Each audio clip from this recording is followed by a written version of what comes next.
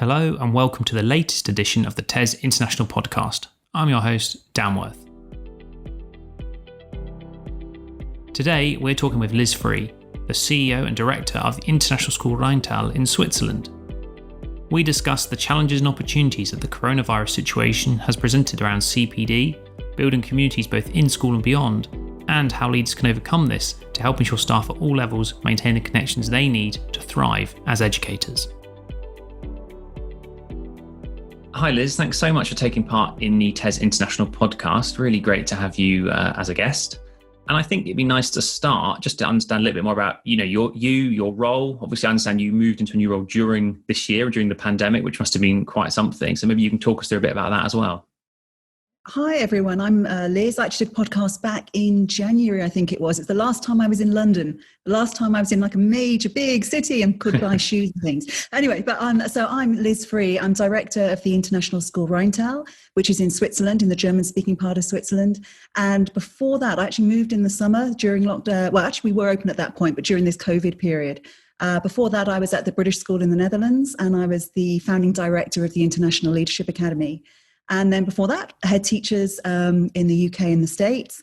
And I worked for Oxford University Press as head of their teacher professional development for about 5 years as well. So I have an interest in PD, but my heart is in schools and how we can create amazing international school environments for future global citizens, which is very important at the moment.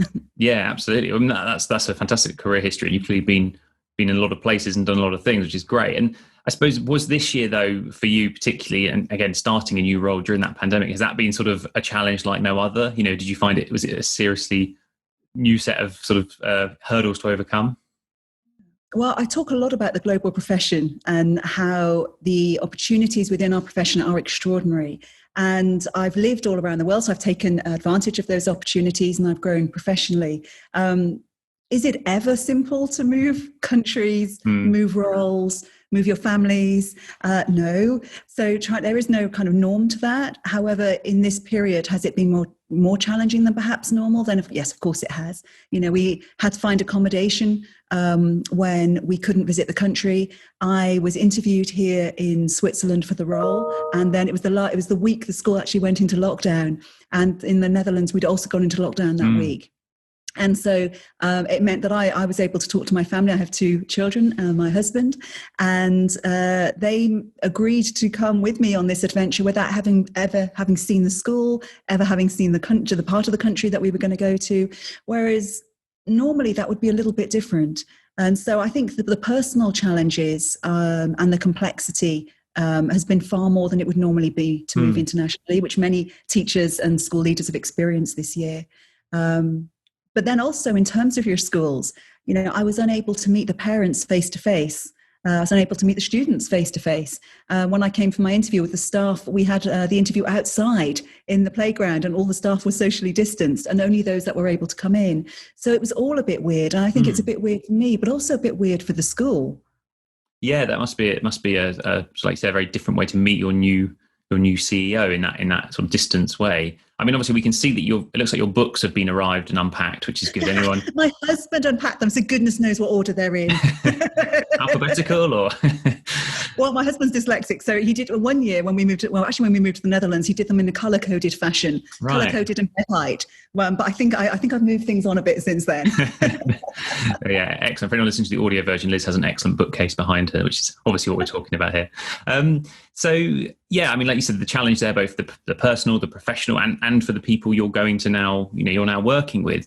I guess that brings us nicely in some ways to the sort of theme of what we're going to talk about here, which is how can we maintain that idea of, the global profession of teaching, the network of teaching, the teachers, that the benefits that come from that, the fun that comes from that, from engaging with one another, either at conferences, at events, in school events, whatever it might be. Why do you think that is so important that we maintain that? What are the things you're trying to do to ensure that sense of normality around the networks the profession thrives on can continue? It's absolutely critical. If you look at this, if you're a domestic teacher listening, you'll know that you'll get your information, your professional development. And I don't mean professional development for you just you, but for you and your community. So if you're looking to work out how you're going to manage the free school dinner issue at the moment, which is obviously raging in England, if you've got that conversation going on, you'll be talking to your school down the road, you'll be talking to your local authority, your trust, your academy group. In the international sector, it's different because you might be the only, if you're a British international school, for example, you might be the only British international school within hundreds and hundreds of miles. There isn't this natural network that you use as a sounding board that you do in an incidental way in a domestic system. And so the international community does that through networks like COBIS, if you're a British international school. And I just read, there's a really good piece in Tes International from COBIS, I think today, I was reading it this morning. From Colin Bell at COBIS, that's talking about this kind of very issue is how the teachers can stay connected. So we use different things. So we use the professional bodies like COBIS, ECIS, CIS, and then we also use our curriculum groups. So we're an IB World School, so we're International Baccalaureate all the way through. So we use those organizations to help us. But they have historically relied on face-to-face methods. So we would have, like you mentioned, the annual conferences, which are really important for school leaders, that they have a safe space where they can let off a little bit of steam too, but also learn from each other. And then we have things like IB workshops, which are a compulsory requirement of your curriculum.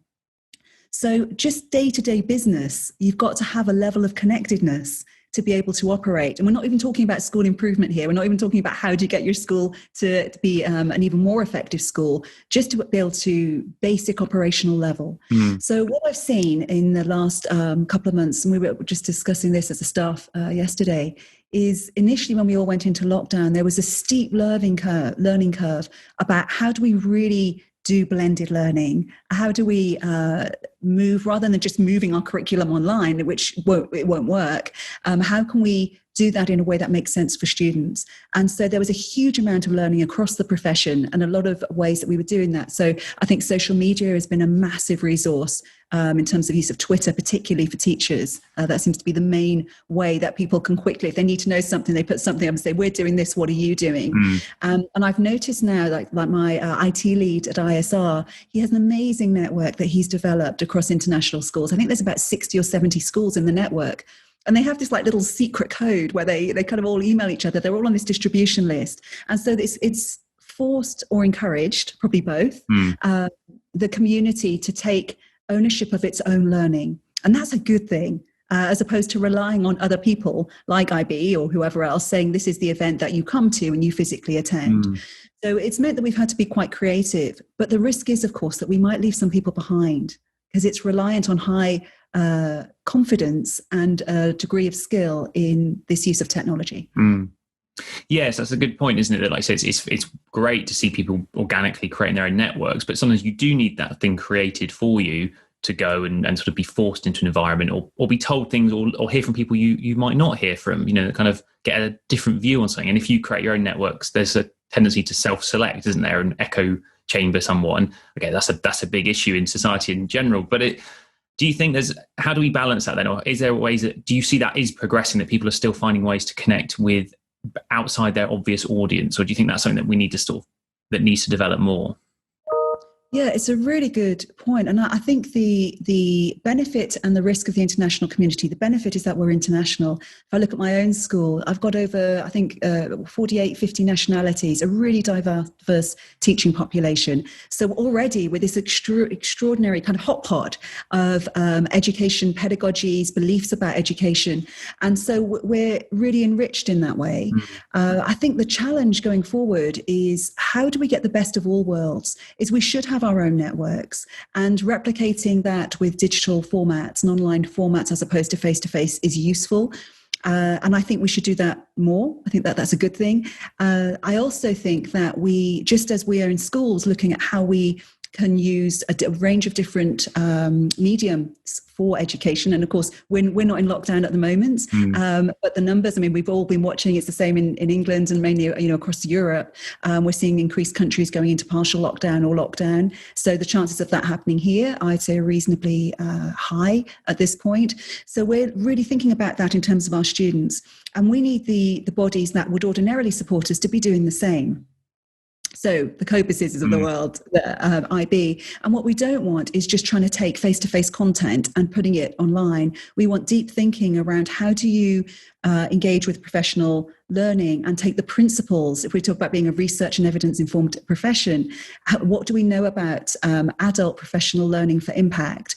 And the TDT have done some obviously amazing work in this field and are developing, they're developing a great teaching report, which they've now developed even further into subject-specific professional learning, and that they use that evidence base for that professional learning.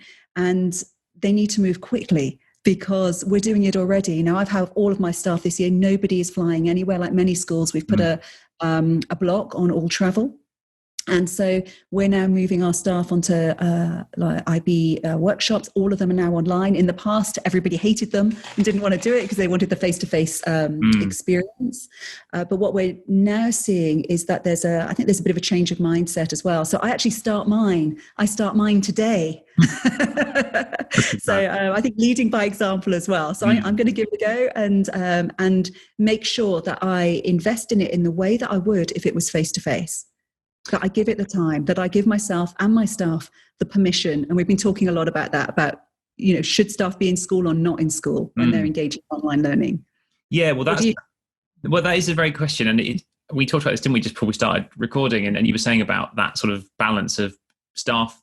If you're going to do stuff online, it feels different. It feels somehow less real sometimes, maybe. Maybe that's something we're all getting used to, and in time we'll stop thinking like that. But it sounds like you're taking quite a proactive approach in saying, and then correct if I'm wrong, but in saying, no, if you're doing something online, that's just as the same as if you'd have flown somewhere and were at a conference and were unavailable. It's the same thing. You take the time and that means you're doing it properly. And it's not this thing that, I should feel guilty because I'm sat at home on my computer. It's no, you're doing CPD or you're engaging in the network. Give it your full attention. I mean, is that, would you say that's the approach you're taking? And if so, is that what's required really? Yes, it is. But it wasn't that we just said we were all righteous about it and said that this is the right thing to do. It really challenged, my own thinking. I've worked in professional learning for a long, long time and write about it and speak about it all of the time. So, I know that professional learning for school improvement is the way that we get to outstanding international schools. I know that. But when you're faced with a critical situation where your core business, all of our energies are focused on making sure that we can have a continuity of learning for our students, then you start to let go of some of those other things because you're in a critical situation. So you're focusing on the core. And in doing so, it also really reveals your true beliefs. Because if you really believe that professional learning is the route through, well, then that has to remain core in your provision. And as a leadership team and a school, you've got to prioritize it. And so if you're, sorry about that, I don't know why I'm beeping away here. But if you're prioritizing it, then you're saying it's of value and it makes a difference. It's going to keep going. I don't know how to turn it off. this is the other thing. New school, you have new systems. I've now gone from a Microsoft school into an Apple school. Right. So yes, apologies for the notifications. You might get a few more in a minute. So as a school, we made the decision after lots of discussion about, because our gut was kind of this, it feels a little bit, we were saying, I might use the word gratuitous, that, we're all at full pelt in school and then we're sending someone home to do an IB course online. And in the past, if you were doing online learning, it's generally in your own time. That's kind of the feel about it. But actually, it's not right. Is if we value it as a school, and we would normally spend thousands and thousands of Swiss francs to send that member of staff to somewhere else to spend, 2 days on a workshop, which includes flights either side. And yet this person is asking for 1 day to do the same thing. Well, we've already saved loads of money. We've saved loads of time. We've reduced the impact on staff being out, so in terms of the continuity of student learning, and the staff have still got the opportunity to engage in that learning. So when I think about it, it's logical, but it did take us a journey to get to that point where we had to move our own thinking about it. Yeah, that's interesting, and it's interesting to hear how honest you are about that. It wasn't an easy sort of, yes, we have to treat it as important, but it was a sort of, is it the same? How do we manage that? Was that an easy process to sort of come to that conclusion, or did you have to sort of, you yourself, did you start off thinking, it's not the same, and you had to sort of realize that it was, or was there other members of staff who were more sort of, or should we say less convinced by that? I mean, how did that discussion play out? I think teachers are, I don't know if less convinced, but they are so diligent in what they do. Our teachers work really hard all of the time. And so there's something like almost that they're letting the side down by needing to have this time. And so again, as leaders, we've got to be really clear that we see this as a priority for their work as an educator in our organization. It is not a nice to have. And so this comes down to your core beliefs, actually, around what do you really believe around professional learning. And if you do see it as, part of the job and what you have to do, well, then it's a no-brainer. Although I remember someone come to me this week who she's doing one of the IB programs at the moment, and they're intensive. The online ones are intensive. You have to do reading, you have to engage with other schools, you've got to make appointments to do all of that. And she asked whether she could finish early, which meant that she'd already had 2 free periods, so she would just leave the school so that she could do it at home. And there was somehow this idea that if she was at home, it was that she was going to take advantage of something, or people might think she's taking advantage of something. So I think we have to tell the story of it really clearly. So I think it's not a free for all, and we don't kind of want a jobs worthiness of this is my PD time, I'm now off. That's the end of that. But it has to come down, and like all things, I suppose, it's the culture of your school. Yes, and there's a trust in the school. Yes, the culture word there is an important one, isn't it? Because you can imagine there might be some people listening here, whether they're leaders or other members of staff, who sort of think, well, it wouldn't work in our school because there would be that sort of presenteeism problem, or there would be a culture of, well, if you're not in school, you can't be doing something as good. And I mean, okay, it's still early days in the pandemic, and we hope maybe that things will turn back to normal, but we don't know when, and we don't know when travel will be easy. So would you say, in your experience, is it a case that people should probably get on board with this idea of the remote professional development and providing that correctly, because it's going to be here for at least a little while longer? Well, I think it depends. Do you want your school to improve? Mm-hmm. That's the basic question, is are you going to stay in kind of critical incident operational mode, or are you going to say, actually, this is now our normal? It's not even the new normal. It is our normal. Yeah. And we're here. This is what we're doing. And we have a duty of care to our students. And again, if we believe in the research evidence that we read around how do you have high quality teaching and learning, well, then our teachers need to know what high quality teaching and learning is. And our understanding of that changes over time as more research comes through, as different approaches are developed. And in the international community, it's the constant conversation because we have so much information. So we have to have this time to interrogate it. So I would say that you have to engage in this in some way. It doesn't mean you have to be online, but if you're not online, how are you going to do it? And so having a clear route through as to how are you improving your school. And it might be that you're using this time to really harness the potential of the staff that you already have. We're a very small school, so we really need to be very selective in how we use ourselves, but also the stuff that we don't have in our school, and that we can access that quickly. So it doesn't mean it has to be online, or it has to be remote, or it has to be. In fact, PD never has to be anything. But it's about how are you developing as a professional to be the very best professional in your role. And that's the question that I would be asking staff, and I'd be asking school leaders. And then once you've identified what that is, you then look at the best method for delivering that. And I think we've just got to be okay. And actually more than okay, it's cheaper. It's significantly cheaper and less impactful in terms of negative impact on students by having staff online. I think when we get to I almost feel like Game of Thrones, winter is coming. It feels a bit like that. So once we get through the winter and we get into the spring, I think it's then a really great opportunity to reflect and think, actually, what have we benefited from this? I think our personal networks have grown bizarrely in a different way to the way that they would have previously. We're probably working more efficiently in terms of our time. And I hope that we would still keep that aspect of what we've learned whilst then reconnecting physically, because I do miss that.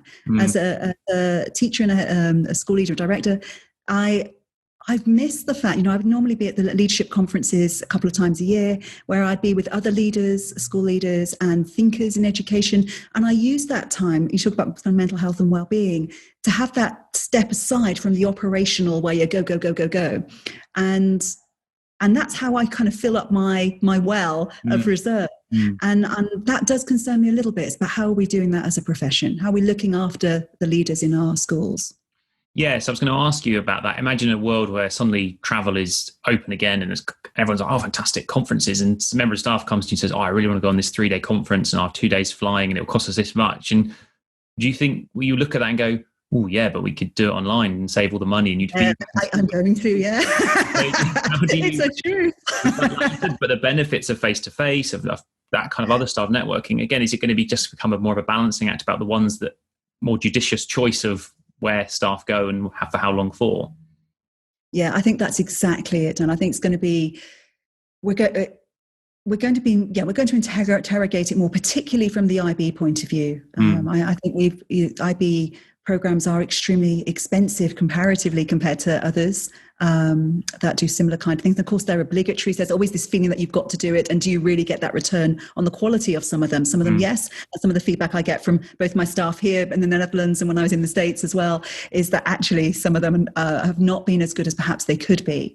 And so if we've got the option to do that online as staff, then we'd probably do it online if it was a compliance-based requirement. If we're looking at real, long-term programs of sustained development, then yes, I think we're going to be more selective, but we're going to invest more. So we'll do the stuff we have to do. We'll be the kind of incidental, we'll do that within our local environment. And then when we do go somewhere else, whether it's to go and visit another school in another part of the country or another country, and go and do a tour of other schools, or if it's going to a conference, I think we'll do that, but with a clearer outcome in mind. Because I think the idea of justifying it and having, the COVID, starting with the end in mind stuff, I think we'll have more of that. But I do think it is important to connect. And in the international community, if you look at all the data as to why would a teacher, leave their home, their family, everything that they know and go on this kind of crazy adventure. And one of the reasons, I think it's about 70% is generally cited. 70% of people considering it are doing it because they want the travel aspect of being international. And so there's something about the demographic and the makeup of international teachers, which means they've got itchy feet. Yeah. So, and thinking about, I want to keep my staff. So recruitment, retention, and yes, so I've got all the school improvement side. I want to drive my standards in my school, but I also want to keep my staff in my community too.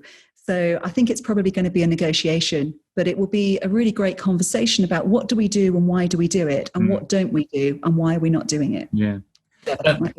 Yeah, no, that's a good point. And particularly that point about, like, say, people who work in international schools are sort of by nature going to have an international mindset and want to travel, as you say. Do you sense, or have you seen staff missing that? Not just for the benefit of actually when you get to the place and you go to the conference and you engage with people, but just getting to say, oh, I'm going somewhere, and like going on a course from your living room. Yeah, okay, it's convenient and it's cheaper, but it doesn't have that buzz maybe of packing your bags and heading off to the airport and going somewhere new. And do you miss that, or are other people missing that? Just almost just for the joy of it. Yeah, I do miss it. And, I've traveled a lot over my career in recent years. And yes, I miss the energy of a new place, a new environment, a new city, a new country. And but for me, I'm missing the people connection around that as well. It's not just about the fit. It's those informal conversations when the kind of content section of the day is over and you all kind of slump in a sofa in a hotel or somewhere, usually quite dodgy hotels actually, but you can be in some dodgy hotel somewhere, and it's that conversation you have incidentally, over a coffee or a glass of wine. And that's what I'm missing. But what I'm seeing, and this is really interesting as well, is that now more groups are starting to put together networks. So it started kind of informally. I had a group of new head teachers and CEOs across Europe. I got contacted by them and said, look, there are 6 of us. Do you want to join our club? We're going to meet once every 4 weeks, and you can bring your coffee with you, and we're going to try and replicate the dodgy hotel sofa conversation on an online format. So I think there are ways around it. But does that work well? Does it work well? It does, and I've now got one of two. I've had another head contact me this week and said, "Liz, can we do drinks later this week?" So sort of 7:00 at night, you've got all these head teachers and principals with their coffees and their Diet Cokes, speaking to each other online. So I think that is really good, because I think if we carried on in this isolation, I don't know how sustainable it is. Because we've also got, it's not just the the huge pressure that is on school staff right across the board, from facilities staff to your tech teams, to your teachers, to your leaders. Everybody is affected. But what we also see in the international community, and I'm starting to really see it now, is it started off almost as this kind of critical incident, everybody hands on deck. But it also meant that many of our schools and staff have not been able to travel. And it's not travel for gratuitous go and lie on a beach in Greece. It's their families and their homes. Most staff would, in the international sector, would go home every year or every 2 years to see their families and friends in their home or country that they resonate with. This hasn't happened. For many people, it didn't happen over the summer. We've just gone through midterm break, and I had to turn several staff down that they weren't able to travel. Well, they were, but they had to, because of quarantine here, there's 2 weeks quarantine, and they've got to be fit to work. So they couldn't go home. And if you're at the age where you're working in the international community, by default, you're usually at least late 20s or kind of in that 30s, 40s. Well, that comes with two things. It often comes or can come with children, but it also comes with elderly parents. And so what happens, and I'm seeing it with my own staff, I've got lots of staff, whether they're from the States or South Africa or the UK or other parts of Europe, that now have got parents who are poorly and they've not seen them now for nearly a year. They're not going to see them at Christmas. We know that that's highly unlikely. And we've just seen yesterday more measures coming in from Germany. So, the personal impact now is being felt. And I think that is going to have an impact on our international community in terms of potentially retention. I think we might see it might encourage some people, they just want to go home. Yes, that's obviously is a sad reality and totally an understandable one for many people if they do feel that pull back to be at home and have to do that. But I suppose not a lot you can do about that as a leader, because you got to respect people's sort of decision to do that.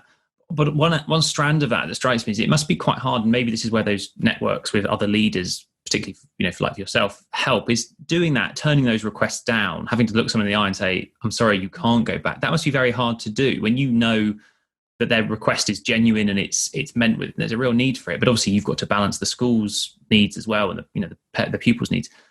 Again, is that quite hard? Is that where those support networks of other heads that you can just say, "Oh God, it was a really tough week because I had to turn down these requests"? That must be important. It's a terrible situation to be in. And there is usually an unspoken rule. We have all of our contracts and all the rest of it.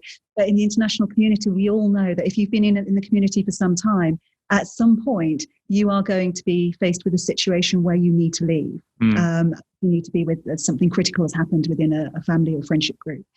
And we all understand that. We all know it happens. We all hope it doesn't happen, but it does. And what always happens in my entire career, I've always experienced this, that teachers pull together. And if that member of staff says, "I've got to go, I've got a parent that is critically ill," and we all pull together. So they might go to their home country for a week. We all cover, nobody moans, we cover everything. It's not a problem. And in this instance, I had several staff come to me a few weeks ago around this half-term issue. And in normal circumstance, you would say, of course, if you feel in your heart that you have to go, you must go. Because what you don't want is a member of staff, for example, not making it back and a parent dying, which is something we don't want to talk about, but it is something we have to face in the international community. And so the line feels like it's shifted because I can't have 5 of my staff out. We now get into the position, if I've got 5 of my staff out, I've then got the usual illnesses, then I've got possible COVID cases, in which case they need to self-isolate for 14 days. I could very realistically be in the position where I need to close my school. And that is absolute last resort. So we have to protect our capability to deliver. So, but the conversation that I had, and that I've had with some other colleagues as well, is that all you can do is be, as a leader, which I think is the same as normal, is you need to be transparent, you need to be fair, and you need to explain why you're in this position. And you just said to me, there's not a lot you can do about staff wanting to go home. There is stuff that you can do. I think talking about it as a staff, we talk about it frequently. I talk about my own experience. I've got elderly parents. My dad had a transplant. I've now not seen him since January. And so, because I want to make sure I keep him safe and I don't want him at risk. So talking about it as a school, I talked about it with all of the staff that came to me, and then I talked to it with all of the staff. So I've spoken with everybody and explained the situation. And that what I've said, and I think many schools have said the same, is this is our position because we need to keep our schools open and we need to keep you safe as a member of staff as well. However, we are, there is humanity in this. And if you absolutely feel that there's a critical situation, or you really need to go, then as a school, we would absolutely support that member of staff. But these are the difficult conversations that we have to have, is marrying the needs of your school, the needs of your whole staff, and the needs of your individual staff. And so I think just being really open about it is the best way forward. That's obviously a sort of an emotive topic. And I think what you were saying about, for you as a leader, like, you can have these networks, you can turn to them at the end of the week and say, wow, that was a tough week. For the staff, both in your school and maybe staff to communicate globally, like you said, they can't just meet up with a friend who works at a school down the road so easily. Is there a way, can you facilitate it, or are you aware that these sort of connections are going on as well in the other levels of the school, that staff are sort of able to communicate as a community and WhatsApp or globally? Again, can you provide for that, or does that happen? Do they sort that out themselves? I think it's a balance of the two. I think modeling it as well as a leader, showing that you're investing in that, and it's perfectly reasonable and okay to have those kind of conversations. I do that. There's lots of networks that I do that with, and I also direct the staff to them as well. So it depends on the sort of school you're in, and how tech savvy and how tech comfortable, particularly on the social media side. And I'd say my school that I've come from a school that is extremely comfortable with social media, to a school that perhaps is less comfortable. And so I've been modeling it myself, and I'm talking with individual staff, and then I'm putting them in touch with other people. So I'm kind of can be the conduit for that. And I do that through things like, obviously, I'm involved with Women Ed, so I'm the strategic lead for Europe and Asia. So, that means I know quite a lot of people around the world. So I had somebody come to talk to me about something the other day, and I've connected them with a colleague in Singapore. Another colleague contacted me from Malaysia that was interested in something, and I've connected them with somebody here in Switzerland. So I think we can all do that as educators, is putting people in touch with each other. And I also think sorry, go on. Were you connecting them there professionally or personally, or was it a bit of both? Both. I think about what their need might be, and I see this as, I've got multiple hats on. So I've always got the needs of my school first. So the needs of my students and my school is at my one of my priorities. But I also, as a professional within education, I have a duty of care to the profession. And so when I see a member of staff, it's the same when you look at your staff, if they want to move on, is you can either make it very difficult for them, or you can say, actually, you want to move on, therefore it's your right time to go. So I'm going to make this the very best possible experience for you, because you're going to be the advocate for my school when you leave. If you're a great teacher, a great school leader, you're going to go on to brilliant things. Maybe one day you'll come back. Maybe we'll work together in the future, but you're going to advocate for this school. So it's the same kind of thing, really. So we have to look out for each other and look after the whole person. And I think this is a real challenge for new staff. I started new in the school this year. I have made no friends. I have no friends. So anyone wants to be my friend, please do. So I have no friends here in this area outside of school. Because you come in, your focus is on your school community. And, I'm here with my family, which does make it a bit easier because, excuse me, my husband might not say that, but but it does, because you've got, I come home, I talk to the kids, talk to my husband, Jake. Yeah. But if you're a single teacher traveling, and you've moved in the summer and you've been head down into work, the winter, if you're in the Northern Hemisphere, obviously the winter's kicking in. How do we ensure that we keep those teachers connected? And it's always a risk in the international community at this time of year. Actually, November and January are the times when we see most of the mental health type issues starting to surface for new teachers in the international circuit, or a new teacher to your school. I think we're going to see more and more of that. And we need to, I wonder if there's some work that we can do within our networks to connect new teachers to an environment, because they need both that global reach, but they also need a local network. They need somebody that they can, if you're still open, of course, you could go to the pub on Friday night. That isn't someone connected to the school, is someone completely independent of that. And I think we need to do more work there. Yeah. Yes, that is a hard one, isn't it? Like, how can you create that buzz of being in a school, particularly when you're a new member of staff? Like you say, getting to know your colleagues after work and going for a beer or going for a dinner or, whatever it might be. that's really important and very hard to replicate that online. I mean, it can be done, and we've all done Zoom quizzes and Zoom drinks and all these things, but it isn't really it's much easier to do that when you know the people you're conversing with and your friends already, and there's in jokes and so forth. Much harder when you're a new member of staff. I mean, have you found any ways to try and make that work? Yeah, Are you trying things out? Yeah, you can do. So it's like obviously Meetup is. So you recommend lots of the kind of there's your standard ones which will be local people, but there's also several huge I'm trying to think of the name of it because they always email me that kind of cater towards the international community within cities, and so you can sign up to those. So you're trying to get a connection outside, because if you're in your home country, you've got people around you that are nothing to do with education, and sometimes you need that. You need somebody who is, you know, is not talking about school stuff all of the time, although it's good to talk about it, but having somebody that has a completely different perspective. So I think that's important, and also trying to encourage staff to do that. So highlighting it, asking them what they did. But it's tough. It is tough, because if you've never met somebody, to then suddenly have, you know, a Zoom quiz with a group of people you've never met before, it's a bit weird. But maybe that's our mindset. Yeah, I mean, it was interesting earlier. You said, didn't you, that like we have to, at least now, it's not, we were in crisis mode. We were in all dealing with this crazy new situation. But maybe now is the time that the mindset has to change to sort of, okay, well, this is, like you say, the phrase "the new normal" has already become overused. But that's where we are. Like, this is just the way it is. And, you know, us talking like this and, you know, doing a Zoom interview like this that's the way it is at the moment. This is how these things work. And if we do that, and if we just recalibrate to that, maybe that helps lessen the impact of the negative impacts of that, because the mindset changes away from, oh, when will we get back to normal, and having to just accept that it might be like this for a little while yet.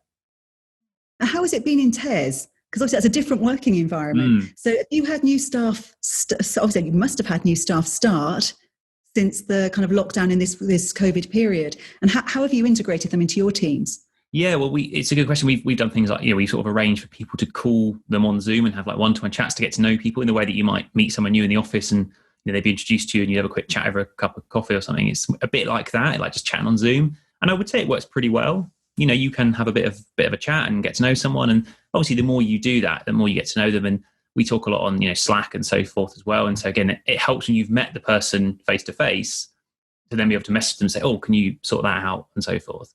And certainly during this sort of more of the summertime when this was starting up, there was, or had been in place for, let's say, a couple of months, there was company, you know, quizzes, and there was a disco one time on Zoom and things like that. And certainly within our... No way. Was that like with headphones and everything? Well, I don't know quite how it worked now. There was like the music was being played through the host, and then everyone could sort of join in and sit and listen. And it was kind of fun, you know. We were all a bit awkward, but it was good laugh. And then as smaller teams, we've done things, like weekly quizzes for a while and silly games, and just trying to have the same kind of Friday feeling. Has that all tapered off now? Because I'd say the same, is that we did that all in the kind of first bit, but it's not happening anymore. I think it's tapered off. I think that's partly because of people are busier, because this time of year everyone always is busier. Things, you know, the September to December is such a busy time. I think the time to do it is less.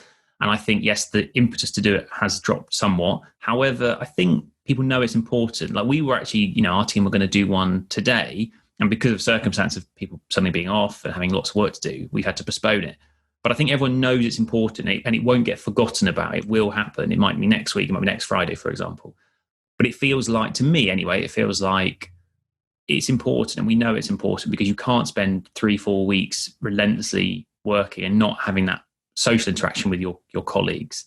And obviously, like I said, that's easier for when you know people, harder when you're new. And I hope, you know, new members of Tes that have joined in the last sort of few months have been made to feel welcome. And certainly the ones I've sort of engaged with, there's a chap called Joshua on our social team, and I've got to know him quite well. I've never met him in real life, but we get on well. We work together well, and I've had a few Zoom calls with him. So I think it shows it can be done, but I guess there's a limit to eventually you do need the face-to-face connection. But when that will be back, we don't know. And you've had to be intentional in what you've done, in a way that you've maybe not had to think about it before. And that's what we have to do in schools as well. I think Tes should do like a Friday night, different time zones, like, I don't know, disc. I love the idea of Tes disco. Yeah, that's got to be a thing. I can DJ it, and I put some like let's do it. Yeah. What, connect people. This is not how I expected this podcast to go, with me being asked to host an international school disco, but I like it. It's good. We'll have a think about it, see what we can do. But this is what it's about, right? This is like the innovation that you have to bring to this weird scenario that we're all in, that no one ever probably really ever, or almost certainly never thought about. And to bring the joy, is in such. I mean, I've just been writing today. So every week we have the newsletter that goes out to parents, and I've been writing about the impact on young people of this time period. They see on the news, we keep saying, oh, it's fine.